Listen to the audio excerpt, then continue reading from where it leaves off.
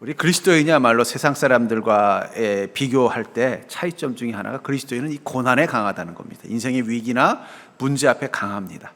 강한 이유 중에는 성령께서 우리와 함께 하시기 때문이기도 하고 우리 안에 믿음이 있기도 하지만 고난이라는 얘기를 많이 듣기 때문이기도 할 것 같아요. 세상 사람들은 고난이라는 말만 들어도 어떻게 해야 돼요?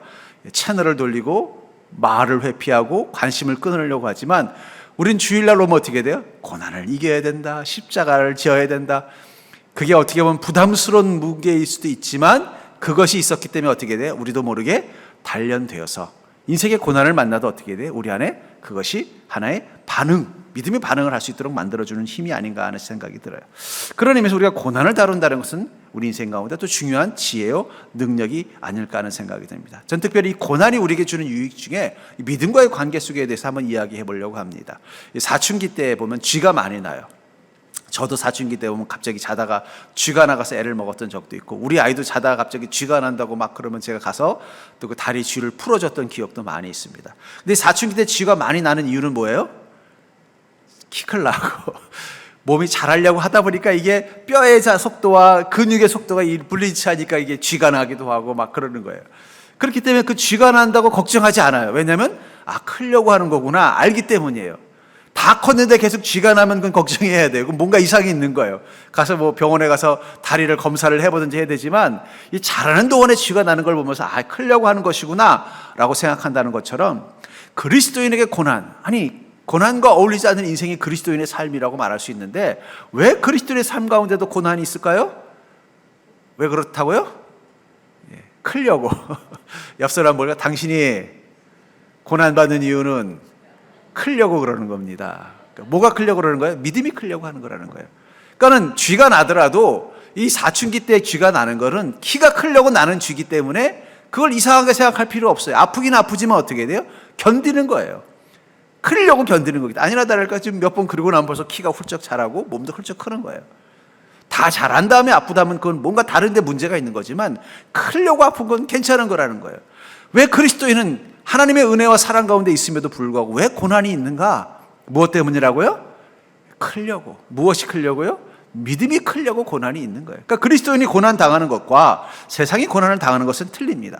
그렇기 때문에 우리 성경 속에서 고난 당하는 그리스도인을 보면 그 속에서 무엇을 봐요? 그들의 자라는 믿음을 볼 수 있게 된다는 거예요.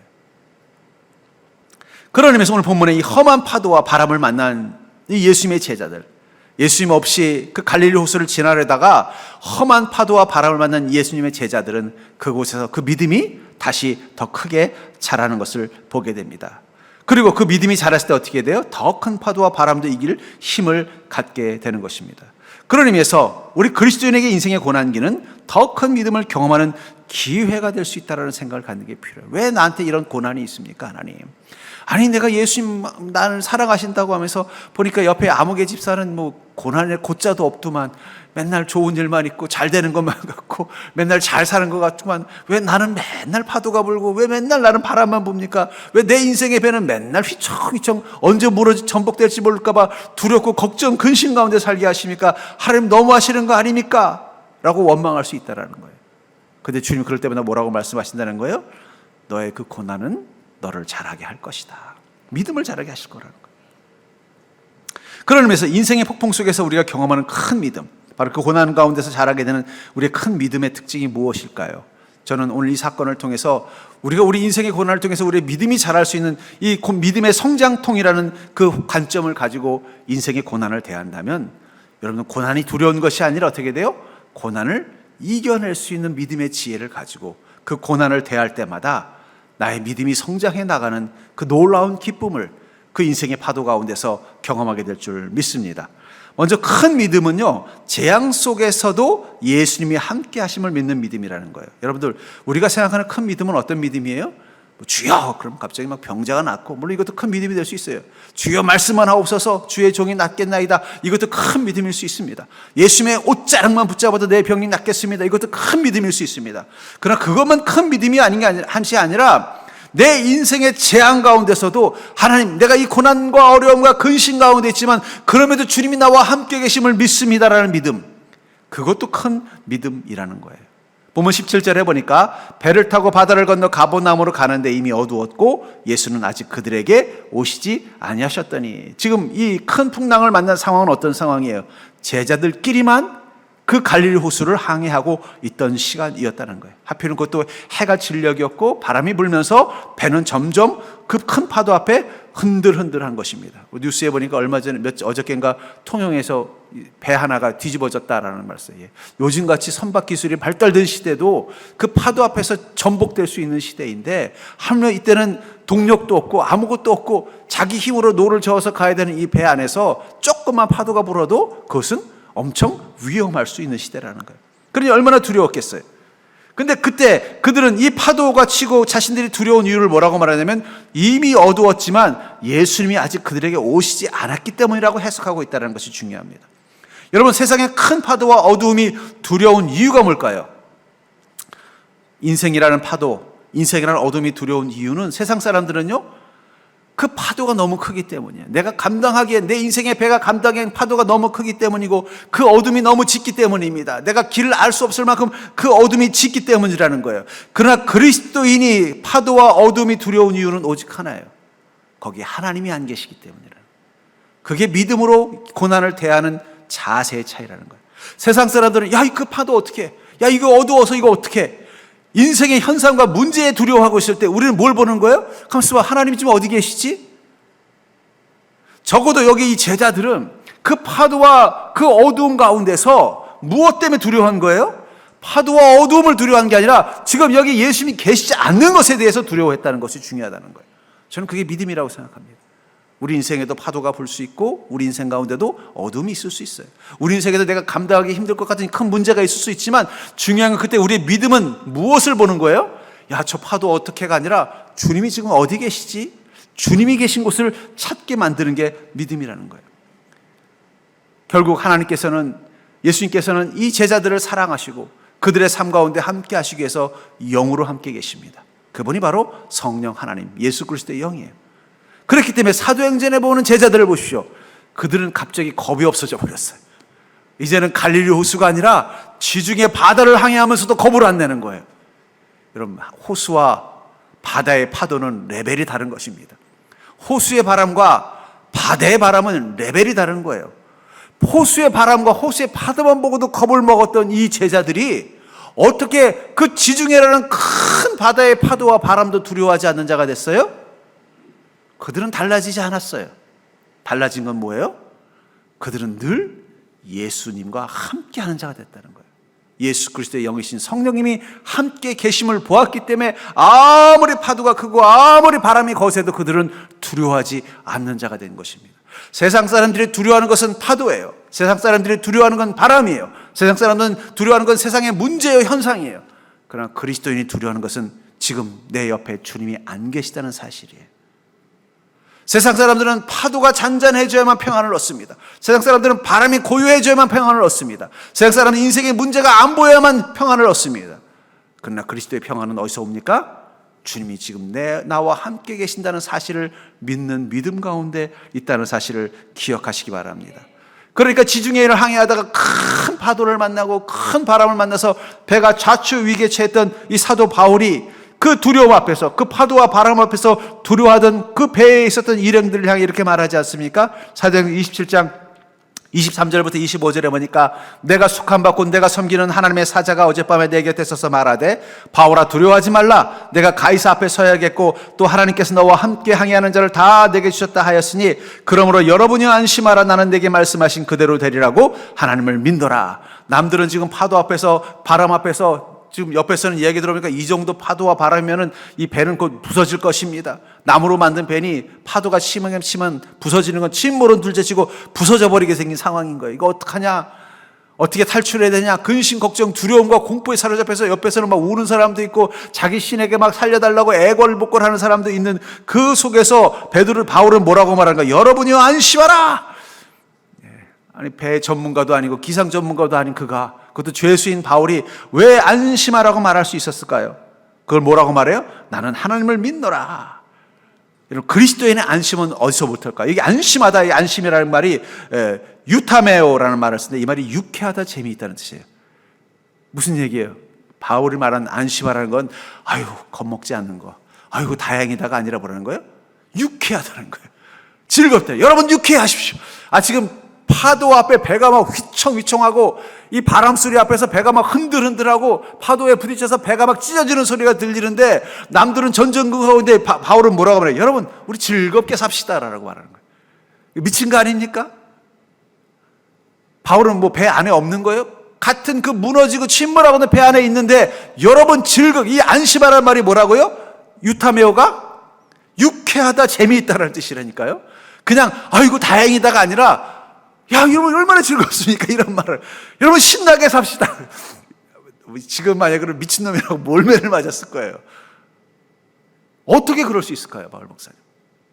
여러분 그리스도인의 안심은 휴 다행이다가 아니라 아이고 신난다. 옆 사람 볼까요? 휴 다행이다가 아니라 아이고 신난다 입니다. 언제요? 인생의 파도 앞에서, 인생의 문제 앞에서 아이고 다행이다가 아니라 아이고 신난다라고 말할 수 있는 그 비결을 뭐라고 말하고 있어요? 나는 하나님을 믿노라. 믿음이라는 말, 믿다라는 말이 피스테오라는 단어를 쓰는데 이 말은 믿다라는 뜻도 있지만 맡기다라는 뜻도 있어요. 결국 믿는다는 게 뭐라는 거예요? 맡긴다는 뜻이에요.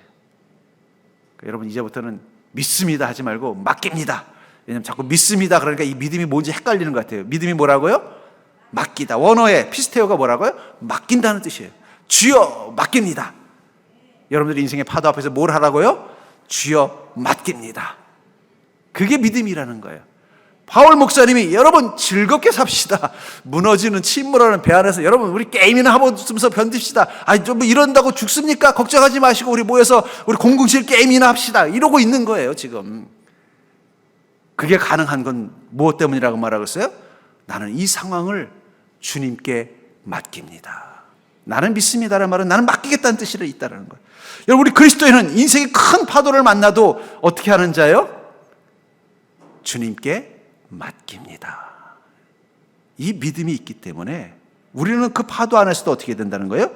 유타메오, 즐거워할 수 있다는 거예요. 기뻐할 수 있다는 거예요. 우리 인생의 파도는 우리 하나님께 맡기고 유쾌하게 사는 인생이 되기를 주의 이름으로 축복합니다. 그러니까 그리스도인 자꾸 울상 쓸 필요 없어요. 우리 사실은 이 울상도 사실은 우리가 학습된 거예요. 어떤 학습이냐? 세상 사람들이 보니까 이럴 때 울상 쓰더라. 학습이지 진짜 슬퍼서 그런 게 아니에요. 우리가 자꾸 뇌가 속는 거야. 야, 이럴 때 보니까 사람들이 막 죽겠다고 한숨 쉬더라. 이럴 때 사람들 보니까 괴롭다고 막 표정 짓더라. 그러니까 나도 그래야 되는 거 아니야? 그래서 하는 거지 진짜 내 내면은 아니라는 거예요. 왜냐하면 우리는 주님께 이미 피스테요, 맡긴 자들이기 때문에. 그러니까 괜히 세상 사람들처럼 똑같이 표정될 필요 없어요. 우리는 유쾌하게 삽시다. 그게 뭐라고요? 안심이라는 거예요. 유타메요. 유쾌하게 살자는 거예요. 야, 이거 큰일 났다. 그러면 그래? 알았어. 아니 어차피 그 문제를 누구한테 맡겼어요? 하나님께 맡겼는데 뭘 고민합니까? 하나님께 맡겼으면 하나님이 고민하시면 되는 거고 우리는 뭘 하는 거예요? 우리는 주님이 주신 이 시간을 유쾌하게 살 필요가 있다는, 감사하고 기뻐하며 사는 게 바로 유쾌하게 사는 것입니다. 전 그러면서 큰 믿음, 그건 다른 게 아니에요. 내가 어떤 상황 가운데도 지금 내 옆에 하나님이 계심을 믿는 믿음입니다. 하나님이 계시니까 어떻게 돼요? 맡기는 것입니다. 맡기고 나는 맡긴 자답게 유쾌하게 사는 것입니다. 전 여러분들이 그 유쾌함의 기쁨을 누리는 인생이 되기를 주님을 축복합시다. 옆 사람 보고 이렇게 말할까요? 이제 안심하고 삽시다. 안심이 뭐라고요? 휴 다행이다가 아니라 뭐라고요? 유쾌하게 사는 거라는 거예요. 유쾌하게 사는. 그게 믿음의 능력이라는 것입니다. 그런 믿음의 능력, 유쾌하게 우리 인생, 세상에는 지금 문제가 터지고 내 인생 가운데도 막 험한 바람이 불고 파도가 부는 이 상황 가운데서도 유쾌하게 살 수 있는 이 비결은 뭐냐면 내 눈앞에 재앙이 아니라 내 인생을 향해 다가오시는 예수께 집중하는 믿음이 될 때 가능하다는 거예요. 누구를 봐야 돼요? 재앙을 보면 다 두려운 거예요. 그럼 누구를 봐야 돼요? 주님을 보라는 거예요. 여러분 번지 점프나 이런 거 할 때 그 번지 점프를 가이드하는 사람이 꼭 얘기하는 게 뭐냐면 바닥을 보지 마세요. 그러는 거예요. 내가 뛰어내릴 바닥을 보면요, 그 순간 몸이 얼어가지고 꼼짝을 못 한다는 거예요. 어떻게 하느냐? 하늘을 보라 그래요. 하늘을 보고 뛰어내리면 된다는 거예요. 여러분들 인생의 바닥을 보면요, 누구도 그곳에 뛰어내리고 싶은 마음이 생기는 사람은 없습니다. 그게 뭐 수십 미터가 아니라 1, 2미터만 돼도 바닥을 보면 못 뛰어내리는 거예요. 근데 어디를 보면 뛰어내릴 수 있어요? 하늘을 보면. 주님을 바라보면요, 그게 어떤 높이라도 뛰어내릴 수 있는 힘이 생기는 것입니다. 우리가 공포를 느끼는 건 세 가지 단계, 그리스도인들. 첫 번째는 어두움과 파도를 보는 것입니다.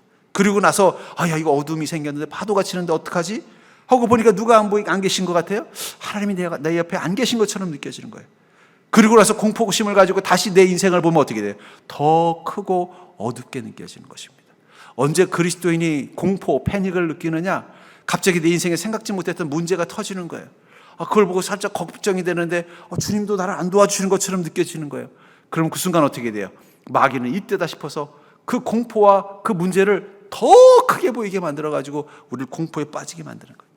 근데 감사하게도 그때 우리 안에 성령님은 이렇게 말씀하십니다. 내니 두려워하지 말라.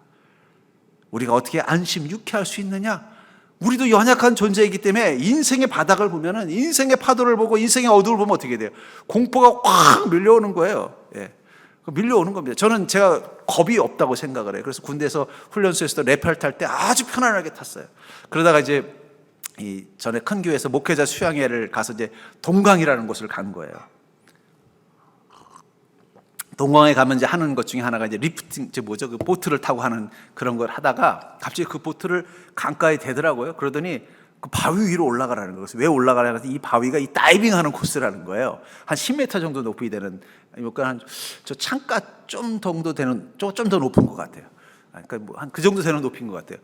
그 다 올라가서 뛰어내리라는 거예요. 그러니까는 저는 이 고소공포증이 없습니다. 그래서 높은 곳에 잘 올라가요. 뭐 그렇게 또 좀 가파른 데도 잘 가는 체질이에요. 나는 안 무서울 줄 알았어요. 근데 이렇게 보니까, 물을 보니까 갑자기 겁이 확 몰려오더라고요. 예.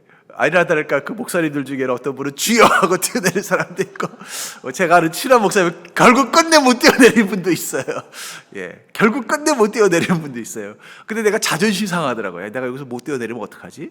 막 두려움이 생기는 거예요. 그래서 에라 모르겠다. 그리고 눈을 감고 그냥 뛰어내렸던 기억이 있습니다만은, 여러분들 아무리 우리가 믿음이 있고 우리가 주님을 의지한다고 해도 그 바닥을 보면 두려운 거예요. 네. 파도를 보면 두려운 거예요. 바람을 보면 두려운 것입니다. 그건 당연한 거예요. 왜냐하면 우리는 연약한 존재이기 때문에. 근데 중요한 건 그때 우리 안에 어떤 음성이 들려요? 성령께서 내니 두려워하지 말라. 우리가 왜 주일날 교회 와서 찬양 드리고 말씀 드리고 예배를 해요? 내가 인생의 파도의 무게 가운데 두려움 가지고 올 때마다 하나님은 기다렸다는 듯이 그 말씀을 통해서 우리를 위로해 주십니다. 찬양을 통해서 우리의 힘을 넣어 주십니다. 기도할 때마다 주님이 들으심이 느껴지니까 어떻게 돼요? 그렇구나. 내가 주님이 나와 함께 계시는구나. 공포의 2단계로 3단계로 가지 않는다는 거예요. 두렵지만 어떻게 돼요? 하나님이 지켜주시는데. 제가 그때 어떻게 뛰어내렸느냐? 그래, 가이드가 뛰어내려고 하는 거 보니까 여기 뛰어내려서 죽은 사람은 없는 것 같더라. 그리고 그러다 다치면 지가 물어주겠지 하고 뛰어내렸는데 뭐 괜찮더라고요. 물만 조금 먹었지. 괜히 마음속에 공포심이 겁을 먹게 만든 것 뿐이라는 거예요. 마찬가지라는 것입니다.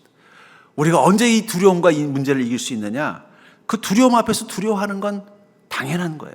그러니까 여러분 인생의 고민, 문제 앞에서 겁난다고 해서 너무 낙심하지 않기를 주의 이름으로 축복합니다. 그러나 중요한 건 그때 우리 안에 어떤 음성이 들린다는 거예요? 성령님의 음성이 들린다는 거예요. 내니 두려워하지 말아라. 그 내니 두려워하지 말라는 그 속에는 세 가지 메시지가 들어있습니다. 첫째는 내가 함께하니까 두려워하지 말라는 뜻이 있다는 거예요. 여러분들의 인생은 주님과 함께하는 인생인 걸 기억하시기 바랍니다. 여러분들이 무엇을 하든 어떤 순간이든, 심지어 여러분들이 어떤 어리석은 삶을 선택하고 있던 그 순간 하나에도 누가 계신다는 거예요? 주님이 계신다는 거예요. 여러분, 그리스도인의 특별한 삶은 뭐냐면 자기 인생이 자기가 생각해도 너무 형편없는 시간을 통과하고 있을 때도, 그래서 세상 사람들도 다 나를 버리고 세상 사람들 다 나를 멀리하는 그 시간 한가운데도 누구는 함께 계신다는 거예요? 성령 하나님은 함께 계신다는 거예요. 그게 축복이라고 저는 생각합니다. 내가 너와 함께하니 두려워하지 말아라. 또 내니 두려워하지 말라는 그 속에서는 내가 너와 함께 있음을 보고 두려움을 이기라는 거예요. 문제는 두렵지만 누가 함께 있음을 보고 두려움을 이긴다는 거예요? 주님이 함께 계심을 보고 이기라는 뜻이 있다는 거예요.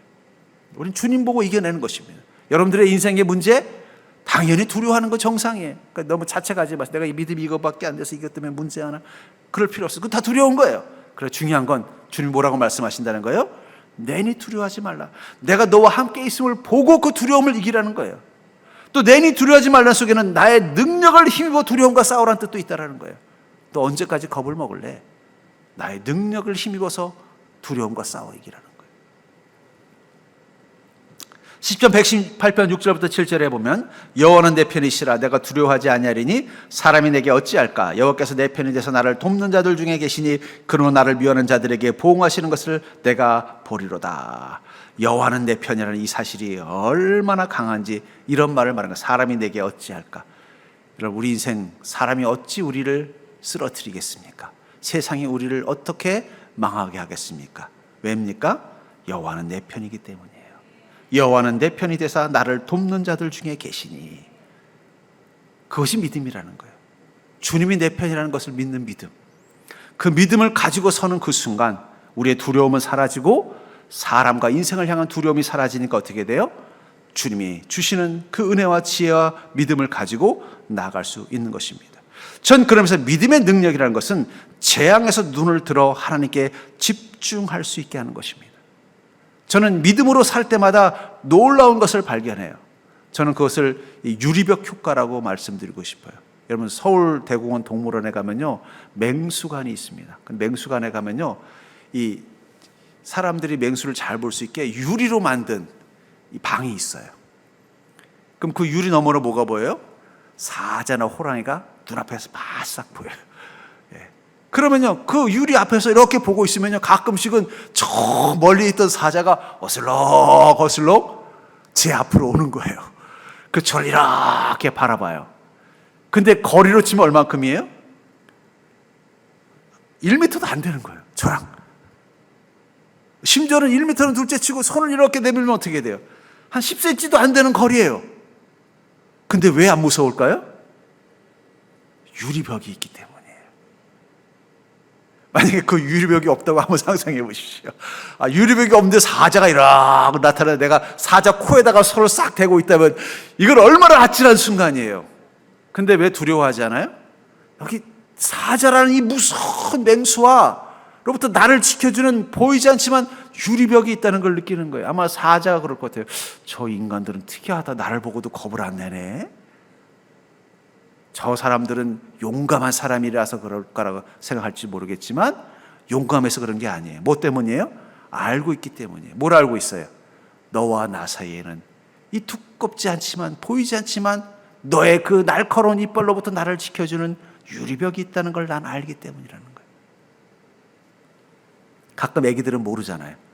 모르고 아장아장하다가 갑자기 사자가 확 나타나면 겁을 먹고 아! 하는 이유는 뭐예요? 그 아기들에게는 유리벽이 어떤 건지 모르기 때문에 그런 거예요. 하지만 어른들은 알기 때문에 어떻게 돼요? 무서워하지 않는 거예요. 장난칠 수 있는 비결이 뭐라는 거예요? 그 유리벽이 있다는 걸 알기 때문에. 제가 믿음으로 살다 보니까 뭘 보느냐? 그 재앙이 바로 내 눈앞에까지 다가오더라도 그 재앙이 나를 해치지 못하게 하는 그 유리벽이 나를 지키고 있다는 걸 느낄 때가 있어요. 그때마다 얼마나 감사한지 모릅니다. 왜냐하면 지금 내가 누구와 함께 있기 때문이에요? 하나님과 함께 있기 때문에. 예수 그리스도의 사랑이 나를 지키는 유리벽이 되어준다는 사실을 알기 때문에 그 파도가, 그 문제가 바로 내 눈앞에서 험하게 쳐도 두렵지 않은 것입니다. 그게 우리로 하여금 어떻게 사는 거라고요? 안심하게 살게 합니다. 안심이 뭐라 그랬어요? 유쾌하게 사는 거예요. 감사하고 기뻐하며 살 수 있게 해주는 힘이라는 거예요. 근데 우리도 모르게 가끔씩 그 유리벽이 있다는 걸 깜빡 잊고 어떻게 돼요? 문제가 오면은 겁을 먹고 어린아이처럼 앙 올 때가 있어요. 여러분 혹시 앞으로 또 여러분들의 인생의 문제가 갑자기 확 털 때마다 겁이 덜컥 될 때마다 어떻게 해야 될까? 저를 때려볼까요? 머리를 한번 때려보세요. 멍청이, 유리벽이 있잖아. 우리가 놓치는 게 바로 주님의 은혜라는 유리벽이 있다는 걸 자꾸 놓치기 때문에 우리가 겁을 먹는 거예요. 겁 먹고 쫄 것 같은데 막상 보면 그 문제가 나를 못 덮쳐요. 신기하게 그 문제가 내 이상을 피해가는 걸 느껴요. 신기하게 하나님께서 그 문제 가운데서 나를 지키시는 게 느껴져요. 그 문제 때문에 고민했는데 결론은 더 잘 되는 걸 볼 때마다 아이고 멍청하게 내가 유리벽이 있는 걸 깜빡했구나. 우리도 모르게 어린아이가 돼버리는 거예요. 근데 중요한 건 주님은 우리와 함께 하시면서 어떠한 파도와 재앙 가운데서도 나를 지켜주시는 그 단단한 유리벽이 되셔서 우리를 보호하고 계신다는 것입니다. 그렇기 때문에 우리는 눈앞에 재앙을 보는 게 아니라 바로 다가오시는 그 주님께 집중하는 믿음, 주님을 바라보는 믿음만 있다면 우리는 우리 인생을 유쾌하게 살 수 있는 것입니다. 세 번째로, 그렇다면 그 믿음이 주는 큰 용기, 큰 믿음이 주는 큰 용기는 어떤 것인가? 바로 예수님과 함께하기 위하여 배에서 나오는 믿음이다라고 말하고 있어요. 정말 큰 용기를 주는 그 믿음은 바로 예수님과 함께하기 위해서 배에서 나오는 믿음이다라고 말하고 있다는 것입니다. 21절을 보시면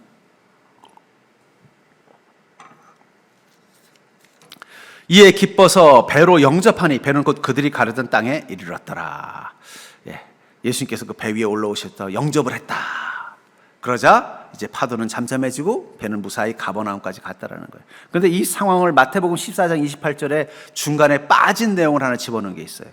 여기는 그냥 예수님께서 물 위를 걸어오니까 제자들이 아이고 예수님 어서 오십시오 해서 배 위로 모시고 나자 파도는 잠잠해지고 그 배는 안전하게 가버나움까지 갔다고 설명하고 있는데, 이 장면 속에 빠진 장면을 마태복음 14장 8절에서 28절에서 뭐라고 말하냐면 베드로가 갑자기 그러는 거예요. 베드로가 대답하여 이르되 주여 만일 주님이시거든 나를 명하사 물 위로 오라 하소서. 갑자기 베드로가 뜬금없이 주님이세요? 그럼 주님 제게 명하셔서 나로 물 위를 걷게 해 주시옵소서. 그랬더니 예수님이 그래 물 위로 오너라. 그랬더니 베드로가 어떻게 했어요? 물 위로 뛰어내린 것입니다. 뛰어내려서 물론 몇 발자국 못 걸었지만 물 위를 걷다가 겁에 맞아서 빠졌지만 주님이 그 팔을 잡아 일으켜서 일어 세워주는 동안 예수님과 함께 그 배를 향해 걸어가서 올라가는 시간을 경험했다는 거예요. 물 위로 오시는 예수님, 그 주님께서 우리 인생의 평안입니다. 중요한 건 우리 인생의 평안은 배 안이 아니라 주님이 함께하는 거라는 거예요. 우리는 이 험한 파도와 이 바람으로부터 나를 지켜줄 배를 붙잡고 이 배 안에만 있으면 편안하다고 생각을 해요. 근데 배는 이 험한 파도와 이 바람을 이길 수 없을 때가 있다는 거예요. 안 그랬으면 좌초되는 배라는 게 존재하지 않았겠죠.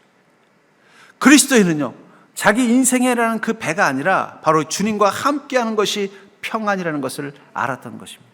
베드로는 그걸 깨달은 거예요. 이 배가 나를 지켜주는 게 아니라 지금 저기서 다가오시는 주님이 나를 지켜주신다는 거예요. 이 배가 나를 물 위에 떠있게 하는 것이 아니라 저 주님이 나를 물 위에 떠있게 하신다는 사실을 알고 용기 내서 뭐라고 말하는 거예요? 주님이시라면 나를 명하사 물 위로 오라 하소서. 시도했다는 거예요. 여기 명하다라는 말이 이 주인과 대장이 명령한다는 뜻으로 쓰이는 말이에요. 명령하다는 뜻이에요. 결국 무엇을 말하는 거예요? 주님, 정말 저의 주인이시라면 명령해 주시옵소서. 물 위를 걸으라고. 주님의 그 명령을 들은 것은 두 존재입니다. 하나는 베드로, 하나는 그 물입니다. 무슨 말이에요? 베드로야, 이 물 위로 걸어라. 이제 그 명령 앞에 순종하겠습니다. 물아, 베드로가 걸을 수 있도록 배려하거라. 여러분, 주님께서 우리 앞에 명령할 때 그 명령은 우리를 향한 명령이면서 우리의 세상을 향한 명령이라는 거예요. 세상의 주인도 하나님이십니다. 그분의 명령이 있으면 어떤 물도 감히 우리를 집어 삼킬 수 없다라는 거예요. 그 명령 앞에 순종하면서 나가는 믿음이었다면 결코 베드로는 그 물에 가라앉지 않았을 거라는 거예요. 저는 여기서 참 이 베드로와 다른 제자의 결정적인 차이를 봅니다. 다른 제자들은 예수님이 주인이라는 사실도 알고 주님이 명령하시면 파도도 잠재워질 거라는 것도 알았지만 그러나 그들은 배 안에서 주님을 기다렸을 뿐입니다. 그들의 마음의 한구석에서는 여전히 이 배를 의지하고 싶은 마음이 있었다는 거예요. 이 배가 있어야 나는 이 물 위에서 안전하다는 생각을 가지고 있었다는 거예요. 그런데 베드로는요, 전혀 새로운 하나의 생각에 어떻게 보면 믿음의 혁명을 일으킨 거예요. 뭐냐면 이 배가 나를 안전하게 하는 것이 아니라 주님이 안전하게 하는 것이라면 내가 나를 위험하게 만드는 이 물 위에 서서도 주님과 함께 있으면 안전할 거라는 그 확신이 무엇을 고백하게 만든 거예요? 주님이시라면 내게 명하셔서 물 위를 걷으라 말씀하여 주옵소서. 우리가 주님을 영접하는 믿음을 저는 두 가지로 나눌 수 있다고 봐요. 하나는 주님이 내게 오기를 기도하는 믿음입니다. 마치 배에서 기다리고 있던 제자들처럼 주님 빨리 오세요. 이 배 위로 빨리 오세요. 나 무서워 죽겠어요. 빨리 오세요. 그것도 영접의 믿음일 것입니다. 주님이 내 인생 가운데 오기를 원하는 믿음.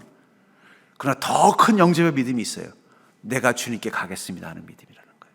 내가 이 물을 걸어서 주님께 가겠습니다 하는 믿음. 바로 내 인생을 향해 주님이 오시길 기도하는 게 아니라 내가 주님의 세계로 가겠다고 말하는 고백하는 그 믿음.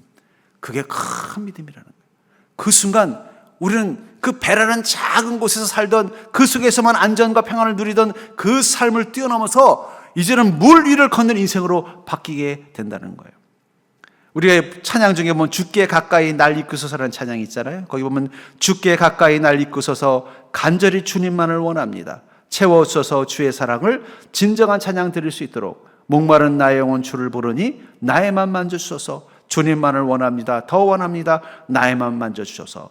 우리가 주님을 향한 갈급함과 간절함이 있으면 우리도 모르게 어떤 마음이 생기는 거예요? 내가 주님께 가겠습니다. 어쩌면 주님께서 왜 이 배에 안 계셨을까요? 왜 그날따라 이 험한 파도가 불고 바람이 치고 어두운 이 갈릴리 호수를 항해하는 이 제자들과 주님은 안 계셨을까요? 정말 그 간절함이 있다면 주님이 오기를 기다리는 게 아니라 내가 주님께 가겠다는 믿음으로 한번 살아보기를 원했던 것은 아닌가 하는 생각이 들어요. 내 인생 가운데 오신 은혜, 주님, 그분에게 얻는 은혜가 작은 은혜라면 이제 내가 물 위를 거서라도 주님의 세계로 가겠다라고 결단하는 순간 우리는 엄청나게 큰 은혜가 내 삶 가운데 있는 것을 보게 됩니다. 저는 그것을 제 삶 가운데서 경험할 때가 있어요. 배 위로 주님, 내가 가지고 있는 인생, 내가 가지고 있는 생각, 내가 가지고 있는 세계라는 배 위로 주님이 오기를 바라고 기다리는 믿음이 경험할 수 있는 은혜는 그 배 안의 사이즈밖에 안 돼요.